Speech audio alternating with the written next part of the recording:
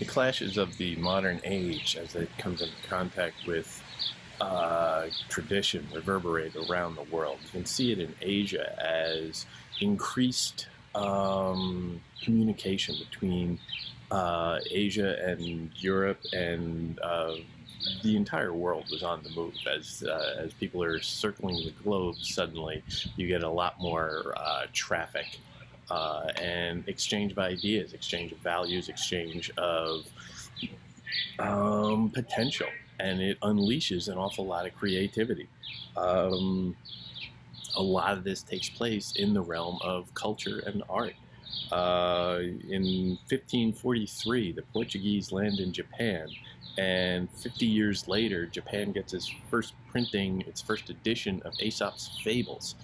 The exchange is stimulating an awful lot.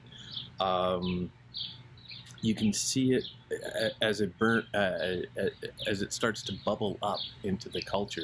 The little ruptures here and there with a lot of the literature of the early 1600s, and in there, one of my personal favorites is a story by Feng Menglong. Du sinks the Jewelbox in anger, which is a bit of a mouthful of a title, but it's the central dramatic event of the story.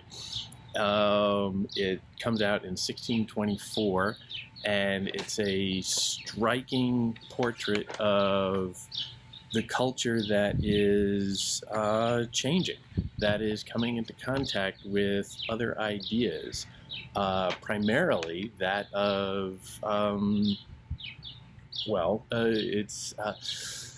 it's traditionalism confronting a kind of capitalism that was perhaps already there, but is becoming more acute. In the story, we get conflicts on thematic conflicts on just tradition versus money interests, greed. You see traditions of generations coming into conflict. The value system is coming into acute focus, and the question that remains at the end is, how central was money to any of it? It's a little uncertain. It is largely written in vernacular Chinese, so it is automatically democratic. It is automatically reaching for a broader audience than the Confucian classics. You don't have to be fluent in the highly wrought, educated, poetic modes that tradition has handed down, and that only a few people really have access to. So this is a popular forum. Prose is inherently democratic. It always has been. Poetry is for the elites. It is also very much a gender story. Prose has from long back been, because it is more accessible, because you don't have to have as great an education, and women have never been particularly well educated up until the very recent era. The broad swath of the female population was not educated at all. You see, this story brings into stark relief the potentiality that is overlooked there, and why are they cast aside and disregarded. The way speech is in fact used in this story is part of what the story is. The story very cleverly shifts modes, sometimes even within the same sentence, between the kind of soaring poetic rhetoric that that you can find in heroic tales, in the great poems of tradition, and then will switch register very quickly and go for a more common, accessible, populist mode of expression. And sometimes that can be quite funny, the way it shifts around on you. If you're aware of what's going on, it can lead to an awful lot of laughs. You can see it right in the beginning. This story begins with poetry, and little poems are sprinkled throughout, showing a connection to its traditional past, but also in the way it is broken up and contrasts to the vernacular. It's just calling attention to the pluralistic cultural mode that he's working in, where it is the classical tradition of highly wrought, highly educated poetry, with the more democratic, more populist prose, and you get this soaring opening. You know, the last barbarians swept away, the imperial seat is established, soaring dragons and dancing phoenixes, a majestic scene. And then this breathlessly sweeping style just conjures all of this this sense of history, and it's a classic imperialist style that sweeps you along, and you switch to prose, and the tone just shifts just a little bit. This poem is devoted to the praise of our dynasty's founding of the capital of Yan, and it's a very it's a very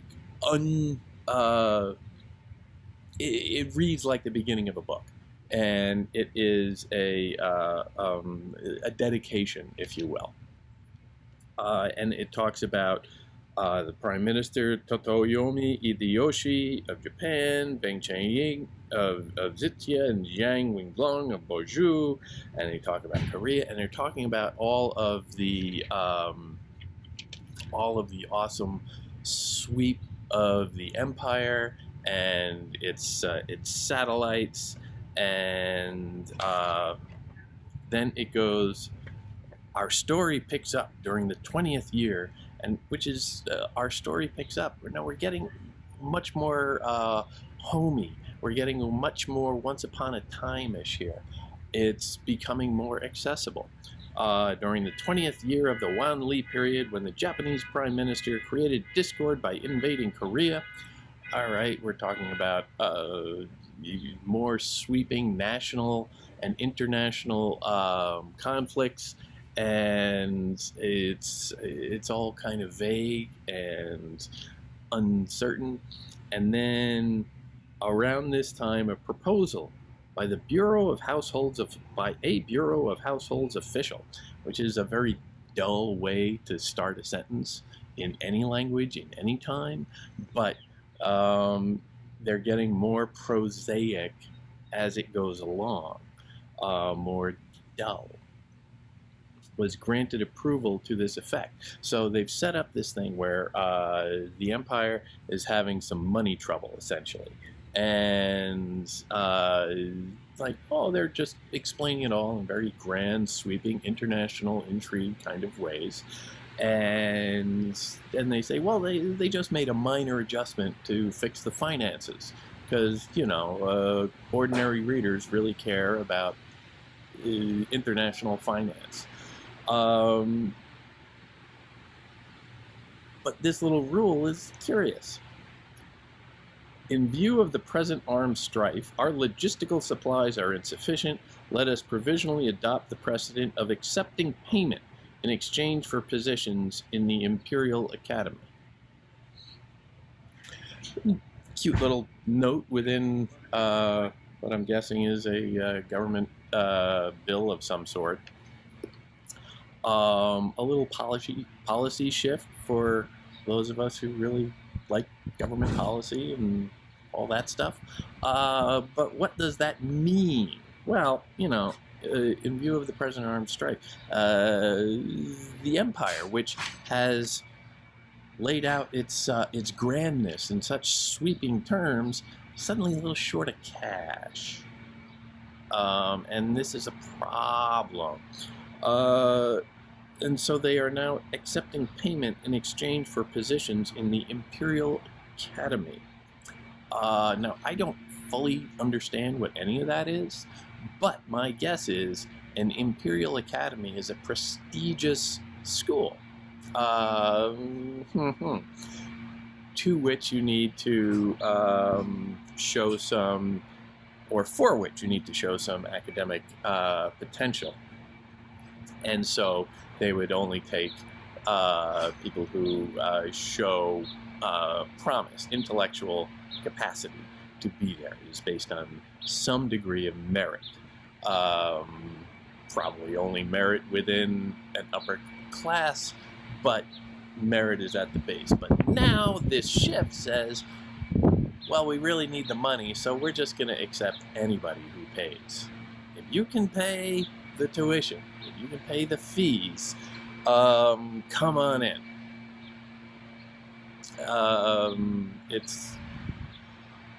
It's something that people deal with, countries, schools deal with today. The stress on, you know, who gets into what school. And can you pay your way in? Well, you know, the reality is, yeah. And here, this is that shift. And then we get another shift in the tone of the language, yet again, more homey and familiar.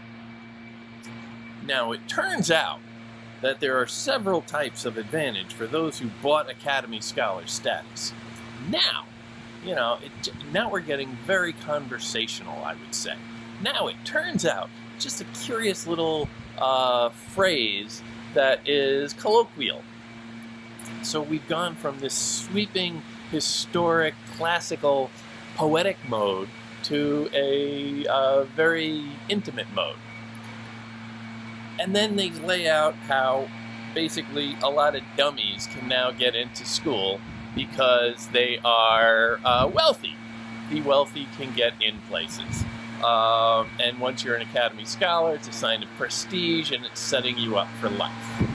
This is inherently undemocratic. One of them gets in. His name is Li Jia. He's kind of a layabout, and he gets to the town. He gets to the school, and he starts hanging out with a prostitute named Du 10th. And here we have her described in poetry that starts one way but ends differently, and you can hear the tonal shift. High-toned allure from head to toe, every inch coy scent. 2 arcs of eyebrow, traced with green of distant hills, a pair of bright eyes with welling autumn floods, face like a lotus bud, just like Wenjun of the Zhao clan, lips like cherries, not a jot inferior to Fansu of the Bai household. Pity this slip of flawless jade that fell by mistake amid whoredoms, flowers and willows. Whoredoms. The somewhat delicate artistry of those early lines, the high-toned allure from head to toe, every inch coy scent. It's so delicate. It's so ennobling in its way. 2 arcs of eyebrows describing her beauty in quite remarkable terms, but very gentle, very gracious, in a way that tradition and the what is following are references to literature, that in tradition, the great poets have recognized beauty. And then that final lines, like, oh, what a shame. Pity that this slip of flawless jade, reaching for a nice poetic metaphor there, this slip of flawless jade that fell by mistake among whoredom's flowers and willows. And that word whoredom, I think, jumps right out, because there's been so much that's so high-toned. And then you get the word whore. Now, again, I don't have access to the original, so maybe the translator is taking some liberties there, but it seems to me there is a distinct tonal shift, even in the poetry. So this is due 10th. She is a young girl who has been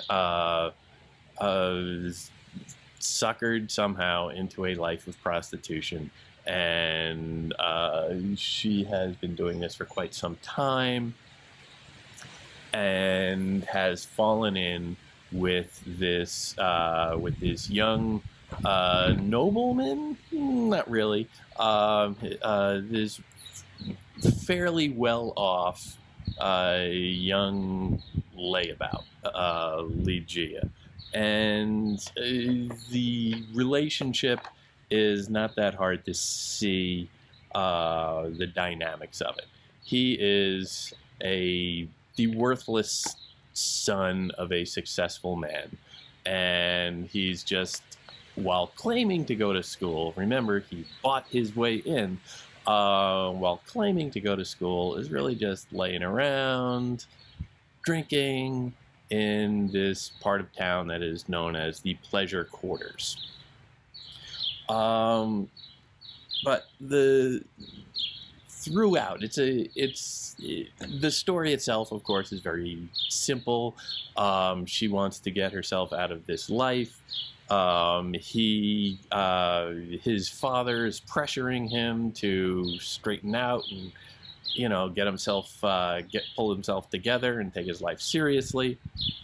And these two converge so that they strike a plan where they will go back to his father together, and they will develop a life together where she does not have to be a prostitute anymore. And that's the broad outlines of the plan. They don't get too into the details with one another at this point. But along the way, that's the story. Along the way, what you can see, what the story itself does, what the text does through language is, I would say, much more impressive, much more entertaining, much more interesting, because it is switching this register constantly between the high-flown and the common, and that high and low distinction is brought into very dramatic relief throughout. Ligeia himself is described at the beginning. Let me see. Our young master had a handsome face and a tender disposition, besides being a big spender and quick to say the right thing. So you can see it's almost like there's a little comma in the middle of that says, this is the high point, the handsome face and tender disposition, which are values so prized in a aristocratic meme. And then, besides being a big spender and quick to say the right thing, these are the attributes that, let's say, win him favor among the lower classes that he's hanging around.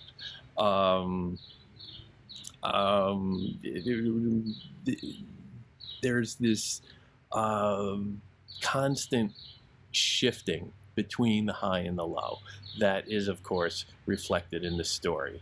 And it makes you wonder, it makes you question the value of high and low.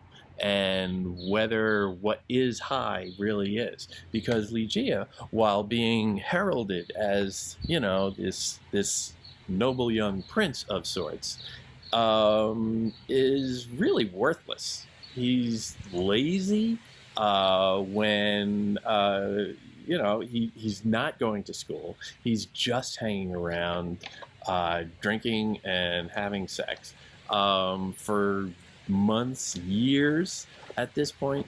And Dutent is really quite, well, she is quite smarter than he is.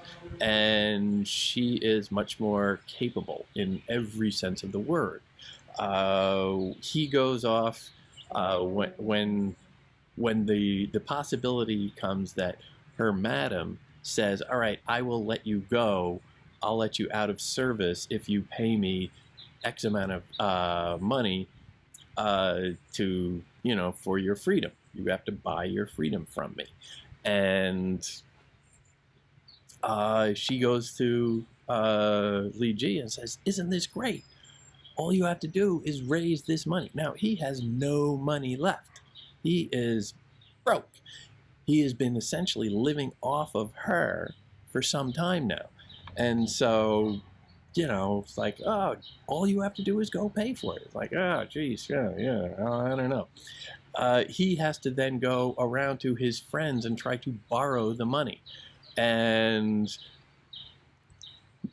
they seem to have a pretty good sense of him in that he is successful in borrowing zero money. Nobody will loan him money, which gives you a little sense of, all right, they think they understand who this guy is. And so he's not going to. Maybe it also reflects upon them because he's hanging out with a bunch of reprobates, perhaps. And, they're just stingy and they don't want to share. And they're not particularly nice. The one friend he has who does loan him some money is another scholar. He's identified specifically as a scholar. Li Jia is a scholar who buys his way in. This guy, you get the sense, is a little different. And he looks at it when he hears the story very skeptically at first. And it is only when Dutent actually manages to raise a good portion of the money herself that this guy says, no, wait a minute, I thought this girl was just out scamming you, but clearly she has something of value there. And he reassesses the situation and decides that she is in fact a very worthwhile person. And it's remarkable that he, the intellectual, the only one that you could call that in, the only one whom you could call that in this, is able to at first be very skeptical based on motives, based on the information that he has. Some of it is prejudice, certainly. It's like, oh, she's a whore. But he makes a calculation based on the objective information he has. And when that information changes, he reassesses and comes to a new conclusion. And that conclusion is based on, again, character, behavior, what he knows. So he is willing to embrace a new perspective based on new evidence. Nobody else does that in the whole story. Now, of course, it goes on. They have Dutent is able to buy her way out. The madam considers reneging at the last minute, but she honors her contract. The madam honors the contract.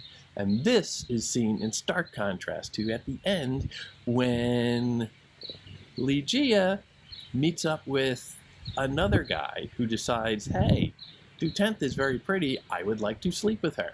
It's too bad she's not a whore anymore. So he comes up with this plan to get Ligeia to give him to her. And Ligeia, being kind of a dope, is easily convinced. They get him drunk, and his reasoning was never all that great to begin with. He is suckered, and he agrees to, in essence, sell Du-10th to this total stranger who is essentially like him, the son of a successful man, a successful merchant, somebody who is in that buying and selling mode, that capitalist imperative. They buy into one another. They're peers of a sort, and the one Sun Fu, I believe is his name, takes advantage of Ligeia, and Ligeia breaks his promise to Du-10th, just in a very obvious parallel to the way the madam kept her promise.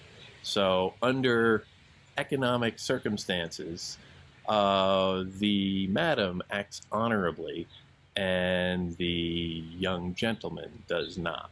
So those little parallels, high and low, and makes you wonder, well, okay, who is actually high? Who is actually low? How do we define these things? How do we let this go? And then, of course, when he springs it on Du-10th, you get this fantastic scene where she demonstrates everything that is valuable about her, that no one seems to recognize or value. And it begins with her quoting back to him like a little snippet of Confucius, a little snippet of the Analects, where it shows that, well, now, hey, wait a minute, she's saying something smart. She's supposed to be just a whore. How could she have an education? So right there is an indication that there's more to that underneath. By this point, most people, most readers are going to know, like, okay, she's very smart, she's very capable, and she is a very good person. She is going along with this guy, and it's not all just, it's not selfish. She is a good person. But then she shows herself to be a smart and educated person. Self-educated, perhaps, but that's probably still more than Ligeia, certainly, who just, doesn't seem to care about anything. But then, of course, the big symbolic reveal is when she opens up her jewel box and shows, a fortune in jewels and money and just all of this value that has been kept hidden away. Remember, in that poem, she was described from the beginning as jade, a jewel. And here she opens up her jewel box, like opening up her heart, and shows all of the value in it. And as the title spoils for everyone, she throws it all in the river.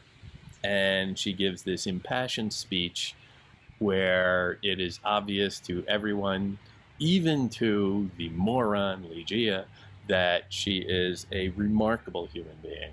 And she has just gone unrecognized. Her talents haven't been rewarded in any way. She's led a hard life. She became a prostitute at 13. I mean, this is a gruesome life. But it is a life driven by or ordered by money.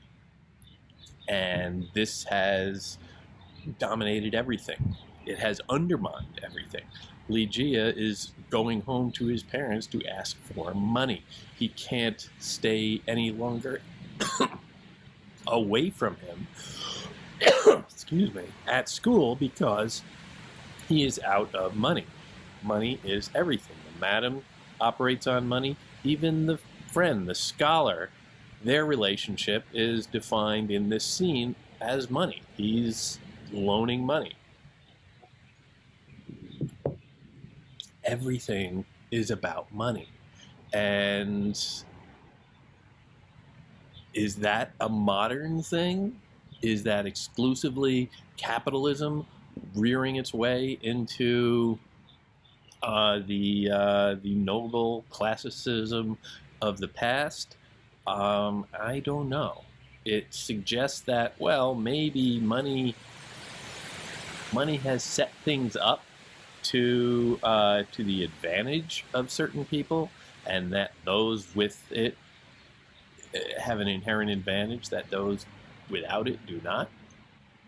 There is certainly that implication in there, but it's not just, I would say, it's not just that that people are suddenly becoming more crass. Perhaps they are.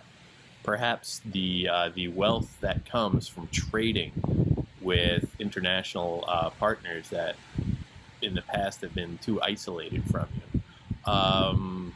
Perhaps money certainly is coming into the coffers of the empire like it never had before. But it's an infection throughout. It's an infection of the high, it's an infection of the low. It creates a kind of coarseness among the low, among those without it, that Dutenth is seen as a miracle because she can come out of that experience and still be noble on her own terms, noble in a kind of character-driven way that is remarkable. Her circumstances did not define her, and the rigid structure of the society comes through in its Confucianism when Sun Fu is making his pitch.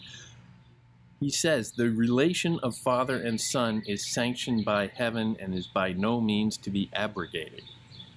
He's making his pitch on grounds of established authority, on grounds of you owe your father absolute fealty. Filial piety is the cornerstone of the Confucian culture, and he is making this pitch on that basis, that there is a rigid structure in society, and you owe absolute, you owe everything to your parents, specifically to the father figure, the father and son. Father owes obligation to his children to behave in a certain function and to prepare them and to provide for them. Children owe to the father, sons to the father specifically, this kind of loyalty and obedience. This locks out so much. This locks out any opportunity for somebody of who is outside that structure to perhaps rise up just a little bit. Somebody who hasn't had the advantages. Dutenth was a prostitute at 13, and so her ability to be pious, or her ability to show filial piety, is limited in that I don't think she has parents. And whom does she honor? Who looks out for her? Is she just cast aside? Is she just inconsiderable? You can see the frustration. You can see the pain that this system causes, that she's so valuable. She is smart, she's beautiful, she's kind, she is patient with this moron who for some reason she loves.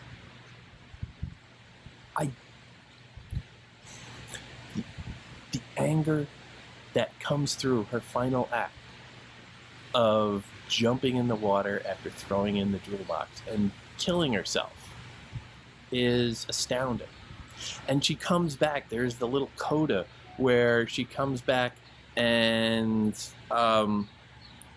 as essentially as a ghost, and repays her Ligea's friend, the intellectual who loaned the money, and she basically pays him back and says, okay, you know, you recognize something valuable in this. And in the end, the story itself, again, does that turn in style where it is calling into question the way such stories are spoken of. You know, those who later assessed the merits of the case felt that Sun Fu, who thought nothing terrible of throwing, and it puts it in a popular sense, and it puts it all on the individuals. The summation at the end, the moral of the story, is put in those populist terms. Those who later assessed, those who interpret it, and they seem to interpret it all as, well, Sun Fu was evil, Ligeia was a jerk, Dutent was wonderful, but a wild exception because of that. They don't necessarily explicitly call out the system. And I would say the story is doing everything it can to do that. Because here, the style in that approachable, informal style is indicting the common folk for accepting this and saying, well, those who do it, meaning the people, the ordinary people who would tell this story, and she becomes a kind of a popular legend, a product of oral storytelling. Those who do that, well, they're just describing it to the personality flaws, not to the systemic problems in their culture. And then the final touch is, after the grand sweeping opening of poetry and the grandness of the empire and all of that high style, you get this little poem at the end, which is a very different kind of poem. It's essentially a little ditty, D-I-T-T-Y, that couches it and wraps everything up in a very homey way. Do not talk idly of romance if you do not know the game. A world is hidden there within love's name. If one knew all of love that was in love to know, the epithet romantic should be thought no cause for shame. Just in the simple little rhyme scheme, it sounds very sing-songy, sounds very childlike, and it's wrapping it up in a kind of sweetness that you can either look at or dispel as, oh, it's just like, you know, and then they lived happily ever after type thing. It's just a little cap on the end that makes it seem cute. But yeah, you have to question the progress of this situation. You have to question, you know, all these people are still buying into the hypocrisy of their system, of their culture. The game.